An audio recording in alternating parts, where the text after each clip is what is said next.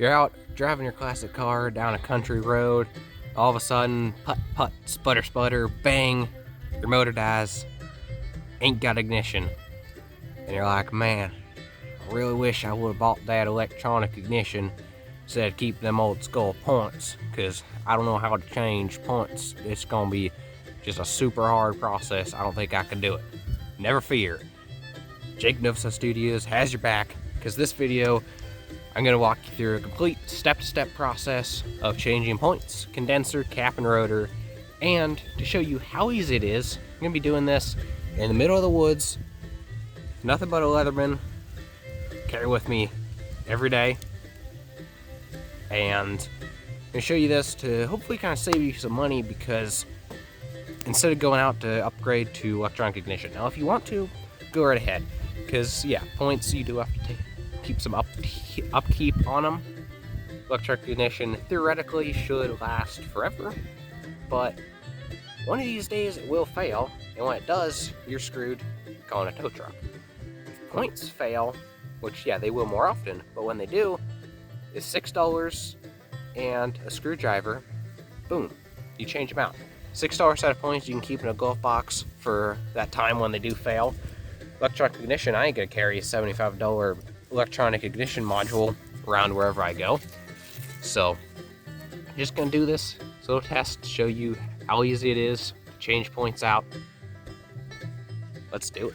So our test subject today is this old Presto light. It's off of the Willys F-head, my junkyard motor. The reason we're doing it on this is I had this laying on the workbench, and out of the engine is a lot easier to get a good camera angle. First step, remove the cap. That was hard. Remove rotor. Simple enough. Then, take a Leatherman. We need flat screwdriver. And there's 2 screws here on the edge of the case. Move them.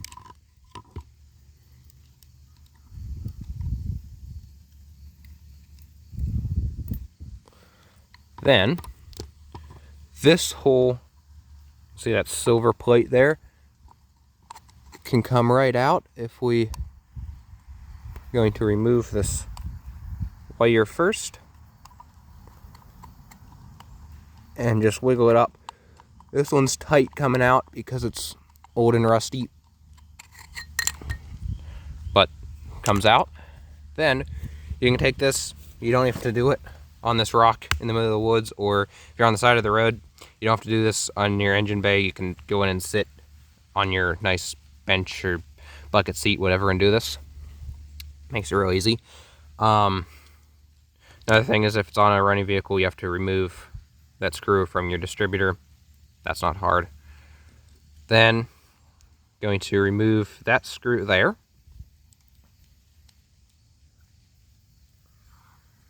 Doesn't have to come all the way out, just loosen it up. This wire gets removed. That comes off, and that, for the points, is spring loaded, so it pops off. Right here, that screw there.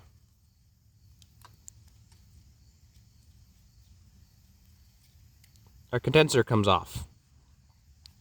Then this screw right here with the washer removes.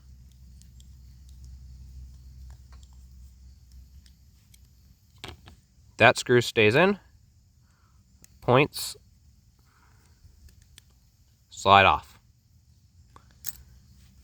Now, this is just for entertainment purposes. I don't have a new set of points for this distributor because they're different. It's different than the one on my running motor. So I'm just going to put these old ones right back on. Slide it onto that tab, and then line up that oval hole onto that adjuster screw. Take this screw and washer.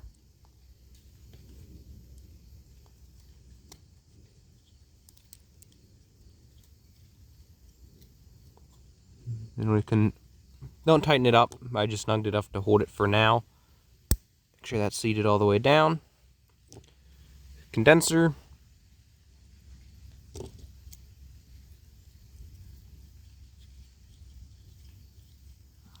Tighten it up. Then this tab here on your point set goes over. We gotta get that washer down. It hooks on there.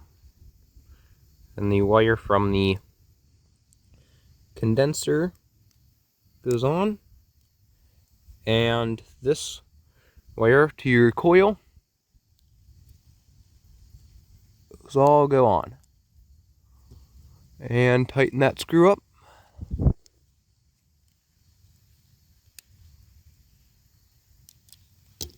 There you go. Now, distributor returns. And we're going to run this wire. I'm going to save that for last, actually. I'm going to push off the camera.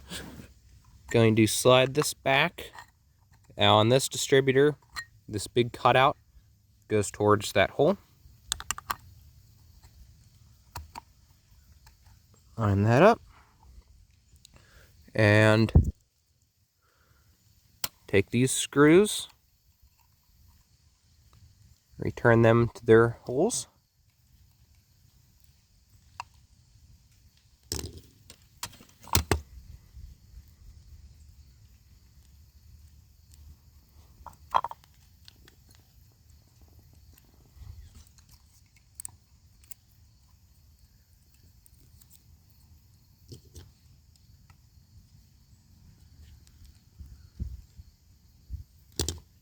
Says wires tucked down. Run this wire back out, and we would reconnect it to the coil. Then what we need to do now is we're going to file points. So this is a job that if you're doing this in your home shop, or if you have the tool in your car, I would recommend you go to AutoZone, get they make correct points files, but you're on the side of the road, you don't have that. The file on your Leatherman will work okay to get you home. So we're going to spread apart the points. You want to do this if you have a correct file. Lightly file, and then file that side. If you have a correct file for this, you would just do that and file them both at the same time. I don't have the correct file. This will work to get me home. Then we go turn this, and the 4-cylinder is a lot easier to see.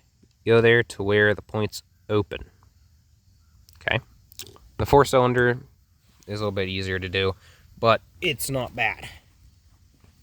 Then, again, if you're in your home shop or you have the tools on board, use a feeler gauge. Or you're on the side of the road, you don't have that stuff, use a $1 bill or $5 bill. Now, I prefer to not use cheap tools. I prefer Snap-on, but to each their own. So you take your former president, fold them in half, and in half again. And that will be roughly 20 thousandths thick, which is the correct gap for virtually every engine's points. We turn this to where the points are open.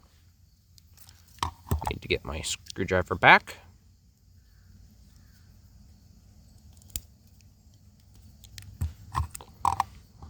We're going to loosen up this hold down screw. I guess it is already loose still. Points are open. We need to take our former president, stick in between the 2 points. They go in there pretty loose.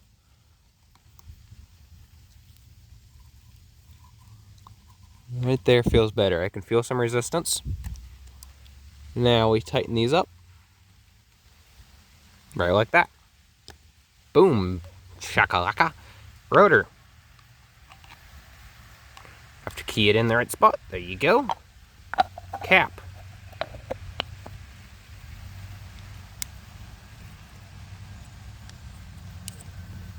And right there, we have, in theory, a brand new rebuild distributor that'll last thousands more miles. And it was literally that easy. Now we get into technical stuff. Also, smear some grease, like wheel bearing grease, along that there on the shaft so it doesn't wear that plastic or felt on your points. If you're just driving home, getting off the road, you don't really need to do that, or reach down on your tie rod and smear some grease off your tie rod or suspension bushing, and then, but get you home and then put some, you can get correct grease or you can use wheel bearing grease. Well, thank you guys for watching. Hope you found this useful. Just a little tutorial to show you how easy it is and hopefully save you some money. If you're one who doesn't mind doing a little bit of work every now and then, keep your points. You don't need to spend all the extra money on electronic ignition. If you do, if you're going to daily your car, your classic car, yeah, electronic ignition is kind of cool, but points work just as fine and are a lot cheaper and easier to fix when something does happen. So, thank you guys again for watching. Until next time, live long and prosper.